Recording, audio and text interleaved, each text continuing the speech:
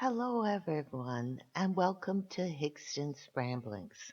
This channel may not be for everyone, as this is an opinion channel, and on those occasions where what I say is not opinion but factual, I will say so. There are multiple issues that are currently affecting society's ability to function properly. Here at Higston's Ramblings, we are going to discuss the topics such as race, immigration, the he she's, education, drugs, political leaders, and more in a candid manner. I will say exactly what I believe without fear. Today's topic is he she's. Now you're wondering, what are he she's? This is fact that people with male anatomy and people with female anatomy, there are no people with both. That is fact. He she's are a group of people that are male pretending to be females. There is a silent majority out there, but the time has come for us to speak up in regards to this topic. Because if we don't put proper context on this movement, there will be generations of mentally and physically damaged children for decades to come. I would like to support J.K. Rowling for lending her voice to this very important topic. Everyday people are told to be quiet by the he-she community, by business leaders, and by the politicians, or else we may offend the he she's. I am not interested if I offend the he she's or not. What I am interested in is the damage this movement is doing to the children in our society, as they are the future. Please do not forget that. I became aware of this situation through my dental hygienist. She's terrific at her job and a real chatty Cathy. So as she was cleaning my teeth, she regaled me with stories of what was going on at the local public school that her two wee boys attend. She explained to me how upset she was that her two wee boys, aged 6 and 7, would have to attend a sex education class, and in that class, they would learn all about gay people, how to change their gender through the use of what they call puberty blocking medications, followed up by operations to change your physical being. As she was talking, I was horrified by what I was hearing. First question I have is, why do 6 and 7-year-old children need to attend any sex education class, never mind one that teaches children outside of society norms? Why are we allowing the gay movement to hijack not only our rainbow symbol, which is a dearly beloved symbol of childhood, but to hijack the childhood of children? First, let's put this gay movement in perspective. Being gay is a sexual preference, again, which is outside society norms. People are born like all other animal species to mate in a natural way to continue the human species for the future. People are born male and female, with males being attracted to females and females being attracted to males. That is fact, as that is the rule of nature. This gay business where men prefer men and women prefer women is learned behavior, and that is fact. And anyone who tells you otherwise is speaking rubbish. I would like to be clear. It makes no difference to me what sexual preference adults have. I mean, what adults do in their own lives is their business and no one else's unless they're breaking the law. My issue is that society currently is allowing the gay he-she movement to teach children that despite their physical body, if they were born male, they should reject that, take these puberty blocking drugs, and become a woman, starting at the tender age of 6 years old. This is wrong to teach children of any age this rubbish, as this goes against the laws of nature, and the emotional, mental, and physical damage that you do to a child who is just learning their own identity will only lead to broken children and a very broken society. I applaud the UK government for banning the use of these puberty blocking drugs.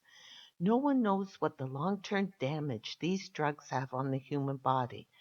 Why are other countries allowing this despicable behavior of using innocent children as guinea pigs to occur to please a minority of the population? The world population is approximately 8 billion. The percentage that identify as gay is 8% of that 8 billion. Even if I double that number to 16% for all the gay people, for whatever reason, don't wish to identify as gay, this is a small portion of the entire world population. What I don't understand is why are so few people speaking out in regards to this? Forget all the propaganda that the gay movement pushes onto society, as they are using the same tactics that every other special interest group use to guilt society into accepting unacceptable behavior as the norm to gain power and wealth over others. Like I said, there are two species of people. One is male, the other is female. And this gender neutral rubbish that the gay movement is pushing needs to stop. If you have male body parts, you are a Mister. And if you have female body parts, you are a Ms. Plain and simple. This rubbish of children being told that they may choose to be gender neutral is rubbish, that the teachers must abide by this. What you are actually doing is encouraging children to be even more disrespectful of their teachers than they already are by allowing children to hold this power over the teacher, as the teacher will be punished if they do not address the child as gender neutral.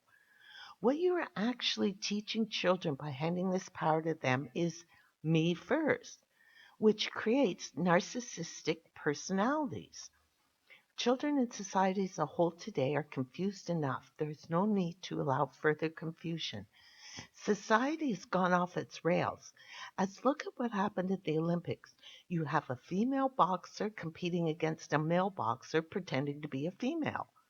The poor female boxer, within seconds of the match, had to concede to save her life, as the male boxer repeatedly struck her in the head with brute force, which she had no hope in fending off. The most disgusting part in all of this is first, the Olympic Committee allowed this false female to compete, but they are also going to give this man a medal for doing so. Where is the outrage over this? This poor woman, after training for no doubt many years and countless hours to successfully obtain a position to compete in the Olympics, only to have to compete against a man, but to also have to concede the unfair match to save her life. Excuse me. That is not what the Olympics is supposed to be about. If you have unaltered male body parts, you compete as a male. If you have unaltered female body parts, you compete as a female. And if you have altered male female body parts, then you cannot compete. It's simple. Just because some man has a sex change, at the end of the day, he still possesses the strength of a man that cannot be altered by drugs or surgery. That is fact. The silent majority need to speak up. Hold our politicians accountable for encouraging this gay movement in order to gather votes. Children are supposed to go to school to learn how to read, write, math, science, history, and to over their school years build social skills. Not to learn about sex. That is a topic for their parents to discuss, not some random teacher, nor should children be forced to follow what others believe. They should be allowed to grow and learn and form their own opinions in regards to who they are and not be forced into this gay movement, as this is what is currently happening through the school systems. There was a news clip report of a case currently before the courts of a child in Switzerland that was taken from their parents at the age of 15 by the government at the encouragement of gay rights activists because the parents refused to allow the child to be subjected to taking these puberty blocking drugs. The parents have been blocked from seeing their own child for over a year now and are now being threatened with criminal charges if they do not sign the paperwork necessary for their child to take these puberty blocking drugs. This is outrageous. How can we stand silent, allowing governments and activists take children from their lawful parents, turn these children into he-she's in an effort to increase their numbers by force? We are talking about innocent children that do not have the mental capacity at this stage of life to make these major life changing decisions. This is no different than what Jim Jones did to his followers. And for all the generations of people who don't know who Jim Jones is, he is a man who took almost 1,000 vulnerable, innocent people, convinced them to give him all their money and worldly possessions, then took them to the jungle, calling it the Promised Land. And when this Promised Land didn't work out, he forced them into committing suicide by drinking cyanide, as they had nowhere to run or escape. Children of all ages are most susceptible to outside influence, as they will do whatever they need to do, as their need for acceptance is greater than their own well-being, as they do not have the capacity to understand the major impact these puberty blocking drugs and changing their physical being will have. This is more so as they go through teenage years. Children go through many changes as they grow up. As they grow and learn, their views are constantly changing. One day they like Pokemon, the next day they don't. And this is why they do not have the capacity to make major life altering decisions. If a person reaches the age of 25 and decides to change their physical being from male to female at the age of 25, then that is their choice. And hopefully for them, they have enough knowledge in order to make the correct choice for them. That is not what I'm talking about. I'm talking about innocent children who are being indoctrinated into thinking they should become a he-she, not for the well-being of the child, but for the gain for adults. This is just another form of child abuse, as this movement uses the same brainwashing tactics that a pedophile does to groom its victims for the sex trade. This is a classic case agreed by various groups using the most innocent and vulnerable in society for their own gain. The he-she movement want to increase their numbers to gain power over others in society. The drug manufacturers want to increase profits, as these puberty blocking drugs are very expensive. The surgeons that perform these ghastly surgeries want to earn more money, and the politicians want the he-she votes.